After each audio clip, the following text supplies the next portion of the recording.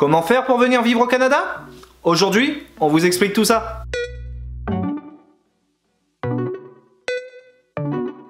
Bonjour à tous et bienvenue sur notre chaîne Notre Vie au Canada, où nous partageons avec vous nos trucs et astuces sur la vie au pays du sirop d'érable. Si l'aventure de ce côté de l'océan vous tente, n'hésitez plus, abonnez-vous dès maintenant, cliquez ici, juste là. Première vidéo de 2019 et j'en profite pour vous souhaiter à tous une très bonne année. Et pour bien démarrer, voici une vidéo que beaucoup d'entre vous m'avaient déjà demandé par le passé.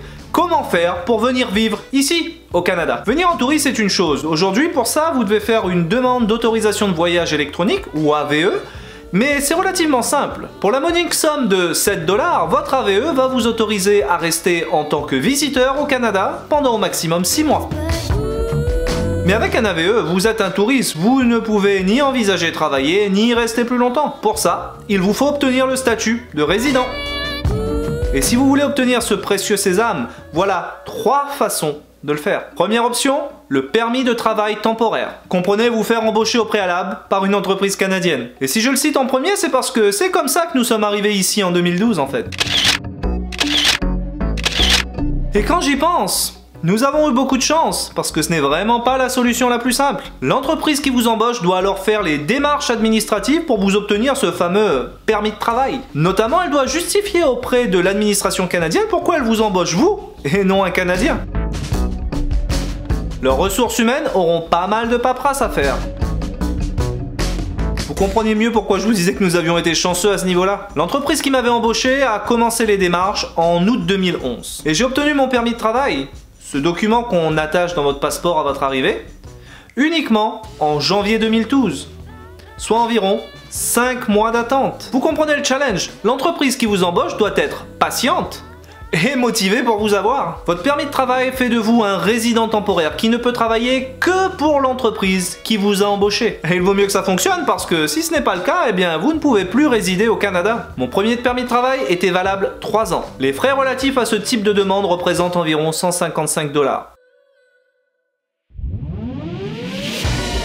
Et si tout fonctionne, après avoir résidé ici pendant 2 ans, et que ça vous plaît, eh bien vous pourrez alors présenter une demande de résidence permanente pour pouvoir rester plus longtemps. C'est ce que nous avons fait en août 2015 et nous avons finalement reçu ça, nos cartes de résident permanent du Canada. Le permis de travail est une option pour venir vivre ici, mais comme vous voyez, pas forcément la plus simple. Heureusement, il y a d'autres solutions qui s'offrent à vous, à considérer en fonction de votre âge et de votre situation. Vous avez entre 18 et 35 ans et vous rêvez de voir ce que ça fait de vivre au Canada? Eh bien, le PVT est fait pour vous. Cet acronyme signifie Programme Vacances Travail. Vous êtes en vacances avec une option travail. Votre première étape, visitez le site de votre ambassade du Canada et cherchez la section Expérience Internationale Canada, qui devrait ressembler à quelque chose comme ça. Pour les citer ici, la catégorie Vacances-Travail est conçue pour ceux qui envisagent de voyager au Canada et qui souhaitent trouver un emploi temporaire rémunéré pour les aider à payer leur voyage. C'est la façon à la mode de venir au Canada. Mais attention, pas tous ne peuvent accéder à ce précieux statut. Il y a des conditions à remplir, qui d'ailleurs vont varier en fonction de votre pays d'origine. C'est tout d'abord une question d'âge. En France, vous devez avoir entre 18 et 35 ans. C'est une question de ressources également. Vous devez pouvoir justifier que vous disposez d'au moins 2500 $ canadiens pour couvrir vos dépenses à l'arrivée au Canada. Alors petite note, la vie au Canada est relativement chère, bien plus chère qu'en Europe, à bien des égards. 2500 $ canadiens, c'est très léger, donc vous aurez intérêt à trouver rapidement du travail. Et c'est également une question un peu de chance, parce qu'une fois que votre demande est présentée, eh bien déjà il faut qu'elle soit acceptée. Et il y a en plus un nombre donné de PVT disponibles chaque année. Mieux vaut s'y prendre tôt, et correctement, si vous voulez être accepté.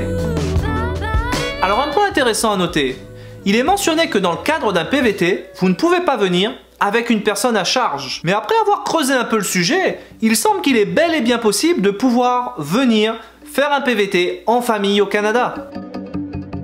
Je vous ai mis dans la description de la vidéo des liens vers la procédure, les quotas, le PVT en famille. Alors n'hésitez vraiment pas à les consulter. Comme je le disais auparavant, le PVT est vraiment la solution à la mode pour les jeunes qui veulent découvrir le Canada. Les principales destinations sont bien évidemment les 3 plus grandes villes du pays: Toronto, Vancouver, et pour nous francophones, bien évidemment, Montréal. Et si l'expérience vous plaît, eh bien vous pourrez éventuellement par la suite la prolonger via un permis de travail temporaire beaucoup plus simple à obtenir quand vous êtes sur place, bien évidemment, ou pourquoi pas en demandant la résidence permanente. Demander la résidence permanente est la dernière option que je veux aborder avec vous dans cette vidéo. Quand vous avez le statut de résident permanent, vous obtenez cette carte-là. Celle-ci se renouvelle tous les 5 ans et le coût initial pour en faire la demande représente 490 $. Avec ce statut, vous n'avez pas le droit de vote, mais vous pouvez rester au Canada. À mon avis, avant de faire ce genre de demande qui va vous coûter du temps et de l'argent, vous devez être bien sûr de vouloir rester longtemps au Canada, en faisant par exemple un PVT par avance, ou des vacances longue durée. Pour notre part, nous avons fait cette demande après 2 années passées ici sur place. Mais sachez que vous pouvez également la faire depuis l'extérieur du Canada. Commencez par visiter ce site. Tout y est expliqué. Vous verrez qu'en fait, il s'agit réellement d'un système de points. Vous êtes évalué sur différents critères, comme par exemple votre expérience professionnelle. Et si vous avez suffisamment de points, eh ben vous serez alors invité à présenter une demande de résidence permanente. À noter que cette procédure est la même pour toutes les provinces, sauf celle de Québec. Au Canada, vous vous rendrez vite compte que le Québec occupe une place un peu à part ici. Encore une fois, dans la description de la vidéo, je vous ai mis tous les liens intéressants pour pouvoir aller plus loin. Notre épisode touche désormais à sa fin et merci d'avoir passé ces quelques minutes avec nous. Et pour en savoir plus sur la vie au Canada et nos aventures d'expat de ce côté de l'Atlantique, n'oubliez pas, abonnez-vous à notre chaîne. Il y a encore pas mal de choses que nous souhaitons partager avec vous. Je vous dis donc à très bientôt pour une prochaine vidéo sur notre vie au Canada.